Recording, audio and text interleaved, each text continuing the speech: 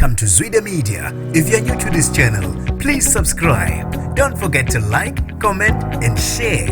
Here's a new video for today. Enjoy. Ukhalelwe ngamasongo kwasigonyelo owesifazane othengele ingane yakhe izinkabi maqede zaybulala. Nginibingelele ngiphinde nginamukele ezindabeni zezwide-media. Igama lami ngosibonga konke wakandwande mothanda ungangibiza intatheli ka YouTube.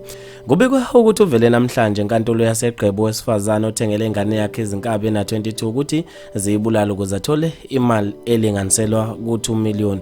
Lo owesifazane ogama lakhe kunguShehira Doli kubeka ukuthi ubelokhu ekhale njalo enkantolo ekhihle sikanandi ekhala ngokuthi izinkabi zemthathele iadvantage. Babevumelene ukuthi uzosikhokhela imali elinganiselwa ku80,000 kodwa zigcine sezimfuna imali elinganiselwa ku380,000. Lo owesifazane wakhohlisa izingane yakhe ukuthi uyitholele umsebenzi okwayo nje ukuthi ifike iphase i-interview. Waphinde wayithembisa ukuthi uyikhulumele nabantu basemsebenzini ukuba bazoyilanda kanti uyikhulumele nezinkabi. Ingane nangampela yasitshela ukuthi iya kwi-interview kanti isihamba nezinkabi zafike zayisoconga. Abantu babe nokuphawula okwahlukahlukene khona lapha eziguleni zokuxhumana ngalo lolu daba. Bayanda Msweli Masinga uthe ngisasho namanje khona into e-off eSouth Africa. Umpumi Ngwenya uthe umhlaba esiphila kuwo usunzima kakhulu. Umbuso Mthembu uthe lo mama akathathi kahle ekhanda. Usibusiso Mpanzi uthe bonke bathanda kabi ukusuka emazweni abo bezohlala